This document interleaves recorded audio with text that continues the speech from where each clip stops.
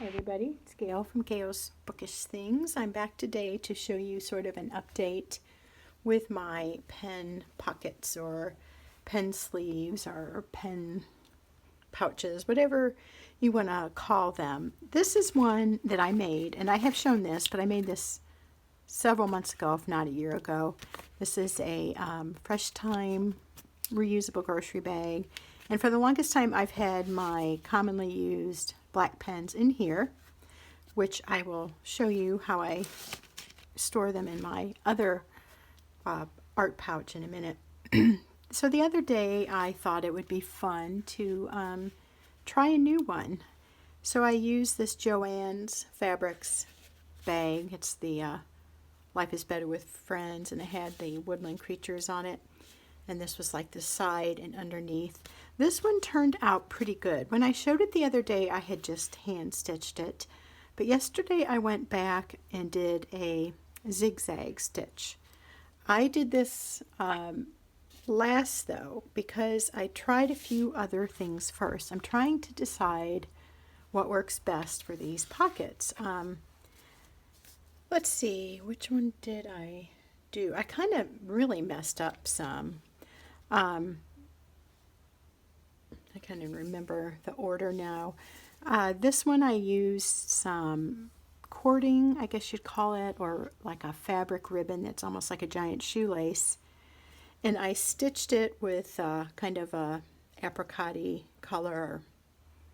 I don't know what that's called, but it kind of picked up on some of these golden yellow or orange colors. But what happened is a lot of the spots were missed on the other side. And then this bulked up towards the end. So I didn't really like that. I wanted to make some of these for gifts, but I'm like, well, I can't send that to anybody. It looks kind of amateurish or, just sloppy. And I noticed too that I had a tendency for my pouches to be lopsided. They like go up on the right. So another lesson learned, I have to make a template and I have to cut out more carefully. So anyway, I went back around this with the larger zigzag to contain all of the bag fabric or material within the trim, because you can't have it popping out. And so as you can see, this one just doesn't look real great, but at least it feels secure now. Then I finally decided to take the plunge and cut up my Trader Joe's bag that I love the art on. And I was so excited about this one. I had the pineapple in the front. The inside has a little bit of the map, which you don't really see. So if you make one of these, don't worry about so much about your inside fabric or bag selection. And on the back, it had that really neat crab, which I love. And I'm like, okay, yeah. And then I decided to use the handle that came with the Trader Joe's bag to be my edging. And I was all pumped. It actually turned out, at this point, I had decided, yes, do the big zigzag, because that will catch everything. And I sewed on this side. And then when I flipped it over, like you can see, this outside zigzag was too far over and it didn't catch this pineapple piece, so it just pulled right out. So I went back around again and did a second zigzag stitch, which I actually don't mind too much because I kind of like that textured look.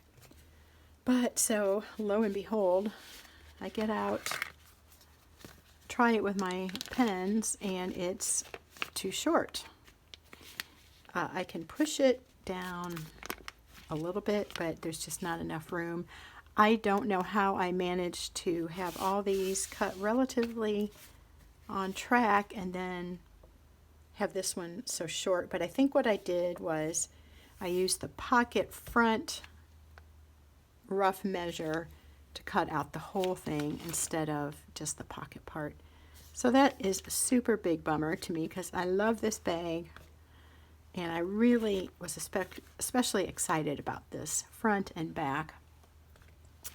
So I also did this one, and I think I actually did this one before this one. I use the weird fabric, whatever that is. It's almost like some kind of mesh stuff. I don't know. I did this one too. Again, awesome art. I love that guy, that little man in the moon. And I use kind of a textury look there. The inside is part of the ship and the hot air balloon, which didn't end up showing. I could have thought that through a little bit. But this is like just kind of sloppy too. I didn't catch all the edging, so I did it twice. And then here this is square, and this is rounded, and this didn't even get in there. It was really getting frustrating because I had, like I said, I was going to make these for some gifts, and none of them really look good. And you can see here it's quite asymmetrical from this end to this end, which I like. I like asymmetry in things, but I would have made it a little more obvious if that was my point. This just looks like a bad design. You can just see it's sloppy. It's not all caught. It doesn't look neat, and it's very functional, and the pictures on it are a lot of fun, but overall disappointed in the quality of my workmanship. So there's some merit in hurrying and getting, maybe not hurrying, but not laboring over something forever. But I feel like I turned out a mediocre product. But I am having fun using them. So this is my first one. Like I said, this had the black pens in it that I always use for journaling or writing in my planner. Right now I just have pencils in it. And I have moved my black pens to this case that I recently made. I'm pretty happy with this. Since I went back over it with the machine zigzag, I feel like it's good enough. It's not terrible. My hand stitching, which I thought was so bad, actually ended up looking better than how the machine stitching turned out. Now part of that may be I don't have the best lighting. I'll blame that. Where I have my sewing machine right now, I need like a lamp right on it. It's kind of hard to see, even though the sewing machine has a light where the desk is, or where it's set up on this countertop actually is not the best lighting. So I can work on that to help with that.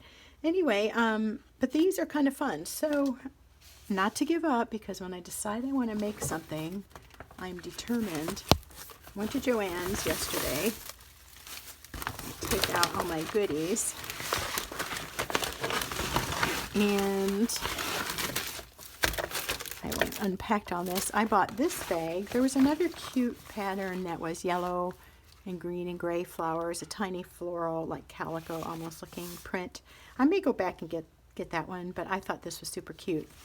So this is the mesh type seam, I guess, trying to remember what it's called, bias tape kind of thing that they have on here. And so what I'll do is just use a seam ripper or a little fine point type scissors and pull it off, cut it out and pull it off, and reuse it to bind these. I think that's a good, not on this one, this is from another packaging ribbon though. This was made, as I said, with the handle on the bag. The Trader Joe bags are constructed a little bit differently than these, and they're more crinkly, which is so much fun. I love that. Anyway, I like this, and so I can reuse that, but I also bought some bias tape in this, so just calling it a gray. Put my glasses back on, and I can actually read. Let's see. I'm not sure I'm seeing a color. Probably looking right at it, because I know I saw it at the store, at least on the rack. This was like an olive green. That does not quite match this, but I knew when I went in the checkout lane I was going to try to buy a bag if there was something I liked. So I do like this kind of green, so I bought it. It could work with this. It's not quite right, but it would be all right, I think. And then I think the gray is similar. It will work, although it's not an exact match. I may try bias tape instead of reusing this. See how I like how that turns out. A better color may have been a turquoise, but once I was through the line, I didn't want to go back and get the bias tape, so I just picked more or less neutral colors. So what I will do and come up with something a little more tidy looking, a little less kind of sloppy.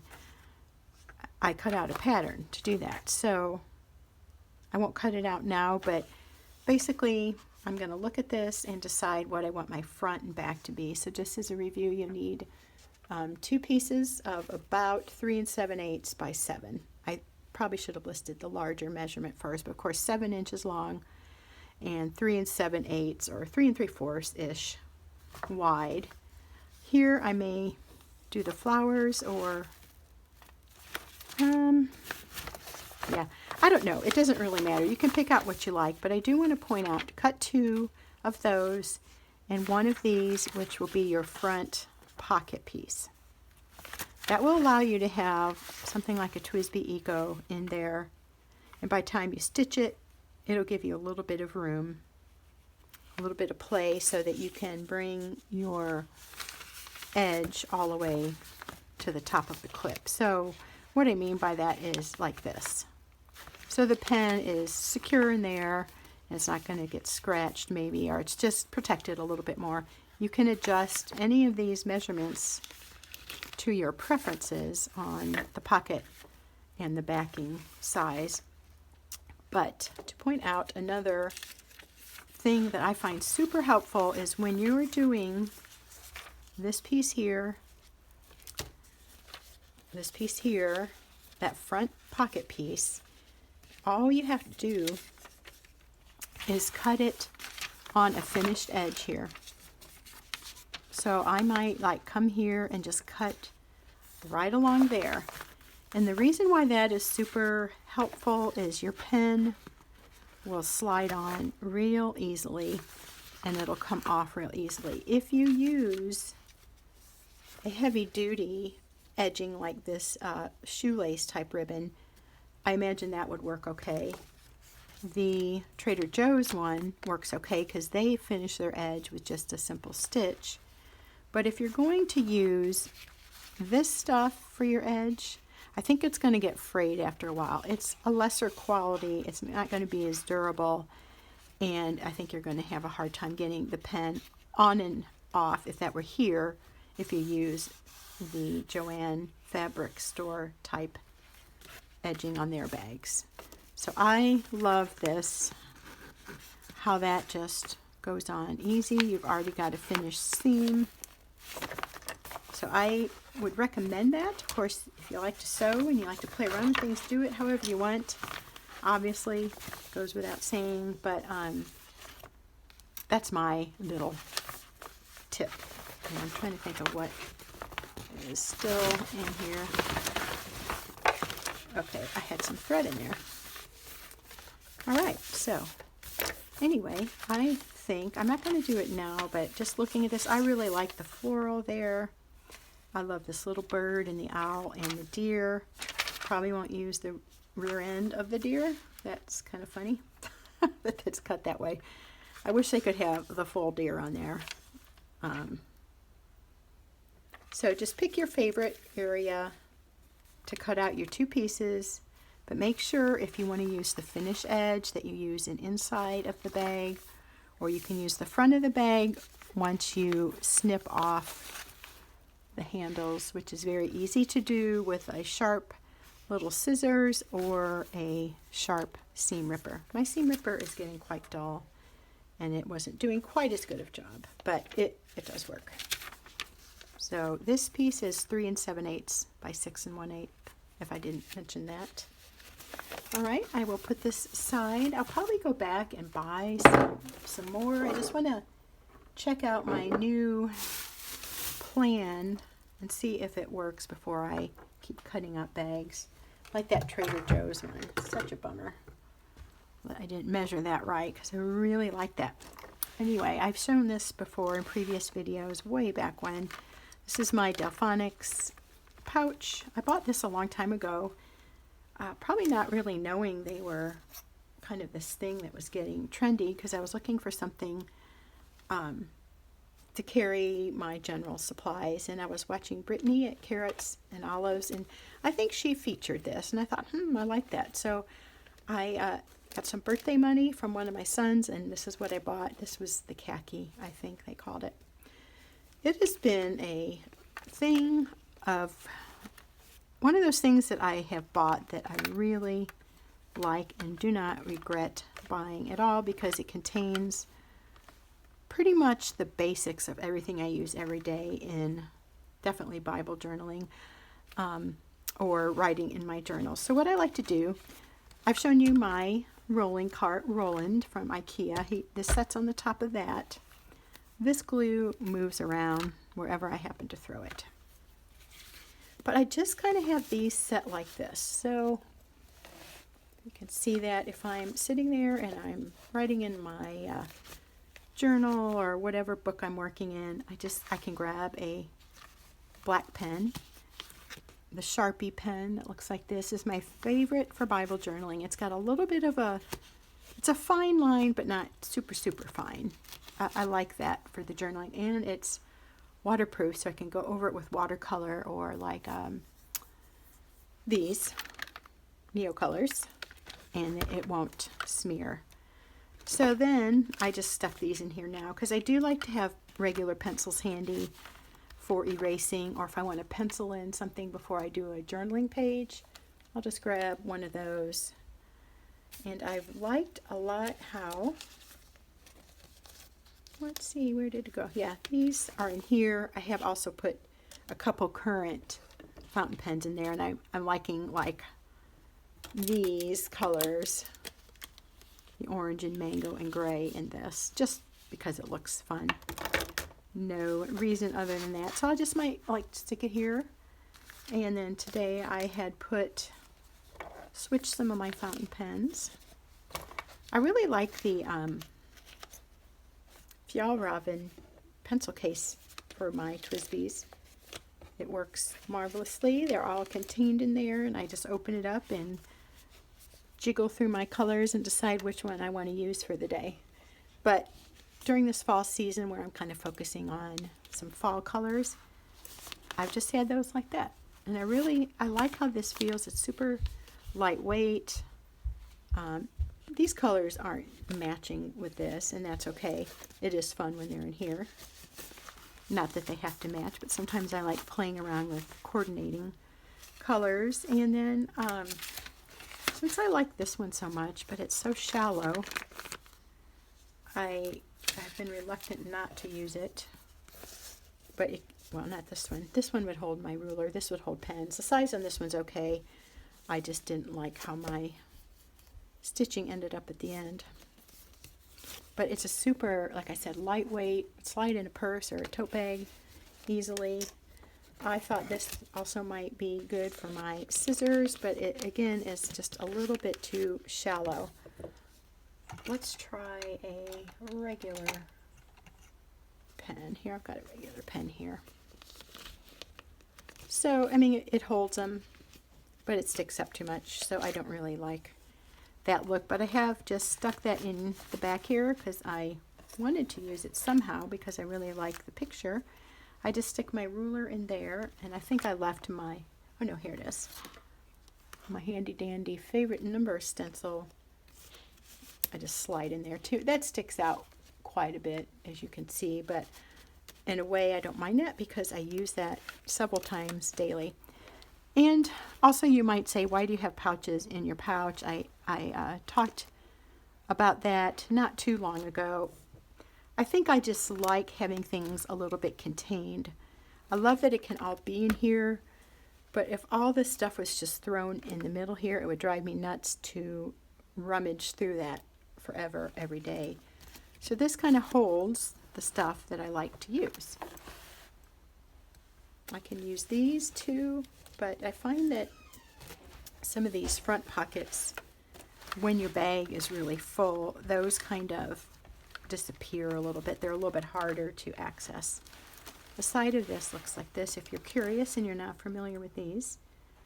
And you can see here it's the Delphonics, it's the medium, that's what I thought, I couldn't remember for sure, utility pouch. So it would work with a lot of crafting things, and it would also work nicely if I put those flat and zip that up. Then it probably wouldn't spill all over. But it's something that I use so often, so frequently, I don't even want to bother with zipping it. I might if I were taking it somewhere. And then this one could be the home for this. That probably looks and feels better. But I'm so sad. And if I only, at least this could have been a little wider. It could have held my scissors, but it's not even good for that. It's like a very sad thing, because I'll probably never find one of these bags, and I've cut it all up for something I can't use. I do have more of the bag. I can try again, but that's my next plan. Use a new bag.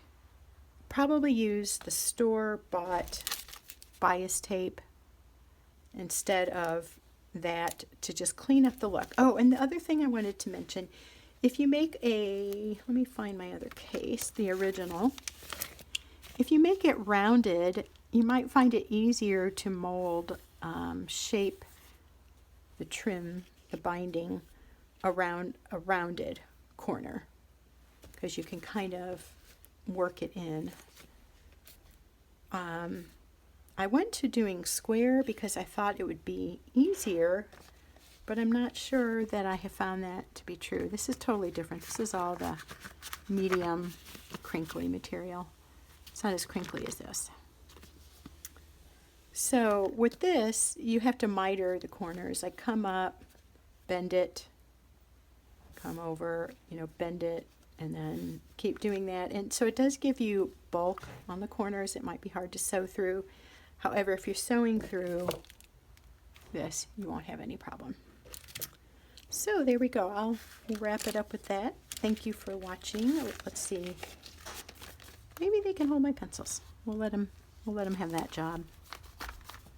This guy I don't feel too sentimental about, other than that it was the first one I made. It's a little sloppy, but it's worked really well and I've enjoyed it. I'll just tuck it in there and find a use later. Maybe some of these markers will go in there and be set in here. Okay, well there you go. Hope that inspires you to try a pen pouch. I did try gluing and I didn't have success with the glue. Maybe a different kind of glue would work.